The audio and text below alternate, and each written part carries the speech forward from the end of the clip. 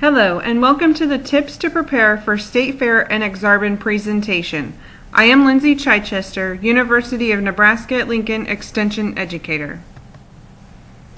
Today I would like to visit with you about preparing your animals for fair, taking care of your animals while at fair, withdrawal dates and considerations, your role in ensuring consumer confidence in the food chain, forms and documents needed for fair, and new rules for 2013.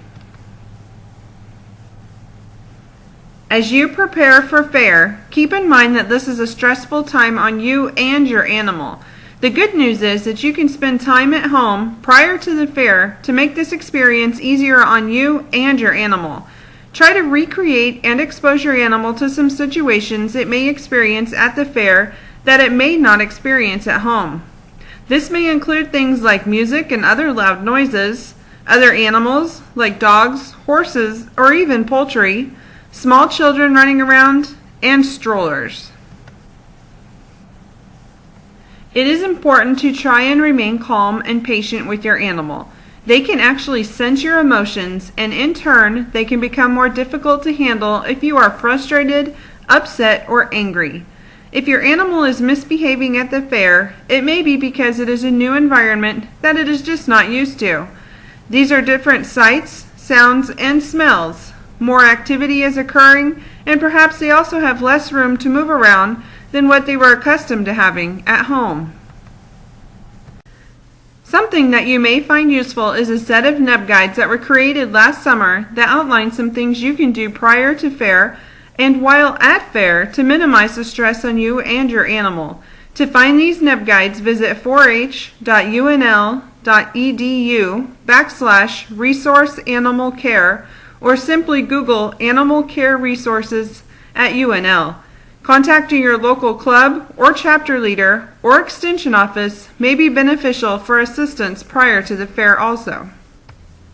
When you get to the Animal Care Resources webpage, scroll about halfway down the page and look for the list of documents under the heading Good Management Practices for Youth and Resources for Animal Care for Youth. You can click on any or all of the topics and read through them at your leisure. While at fair, you may have people approach you, ask questions about your animal, or they may even want to pet your animal. Keep in mind that these people may have very little livestock or agricultural knowledge, so take this time with them and teach them about what you are doing.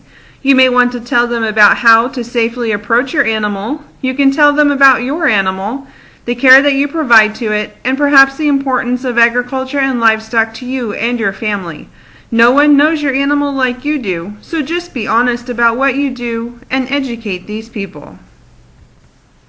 It is usually very rarely that an animal will get sick or injured while at fair. But if you notice your animal is just not itself or has become injured, notify your parent or guardian or your club or chapter leader as soon as possible.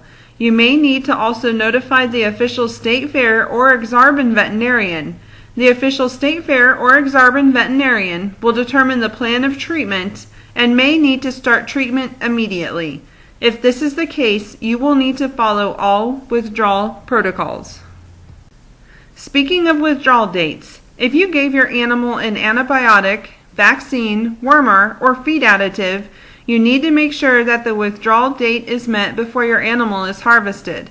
If that withdrawal date extends past the harvest date, do the right thing and do not sell your animal. The withdrawal date can be found on the label or tag of the product and must be followed. Withdrawal dates are meant to protect those that enjoy eating products like meat, milk, and eggs from animals, just like yourself. Drug residues can be found in the animal's tissue after harvest. Meat packers and meat lockers may stop buying 4-H or FFA animals if drug residue becomes a problem. In addition, if drug residue is detected in your animal, you may be banned from showing. Do not be part of this problem. Follow all withdrawal dates and product labels. Consumers rely on you to produce the food they eat. They have confidence in you that you are raising a quality product that will be tasty and healthy for them and their families. So please do not do anything to jeopardize their trust in you. Ask yourself, would I eat the product I am raising? Would I feed my family the product I am raising? If you were able to answer yes to both of those questions, good job and keep up the good work. If you answered no or hesitated before answering, then you may need to rethink your animal husbandry skills. What forms are required for fair? This list seems like it can be extensive. The first thing to know is that livestock quality assurance training must be completed prior to state fair and/or Aksarben. If you are unsure if you have completed this training, you can check with your local extension office or FFA advisor. Another NEB guide you might find will be a useful tool to you is the animal documents, records, and tests needed prior to fairs and exhibitions, which can be found on the Animal Care resource page. The link is again provided here for your benefit. This document is broken down by species and includes both livestock and companion animals. Just as a reminder, at fair all species will need the Livestock Ownership Affidavit Form or the Livestock ID Sheet, a Certificate of Veterinary Inspection or CVI, registration papers if applicable, and any vaccination or injection records. Ensuring that you have these records with you will help the livestock check-in process go more smoothly. More specifically, beef and dairy exhibitors must have copies of the VVDV, which is bovine viral diarrhea virus results, which must be negative. More information about BVDV can be found at the Animal Care resource page under the beef section. Also needed is a brand inspection if applicable and milking records if applicable. Sheep and goat exhibitors must have the scrapie tag in their animal's ear. If you do not have this tag, contact the Nebraska Department of Agriculture before the fair. Swine exhibitors need to have their premise ID and their PQA or Port Quality Assurance number. Swine that are non-terminal should have pseudorabies, PRV results, and those should be negative, as well as a negative brucellosis test.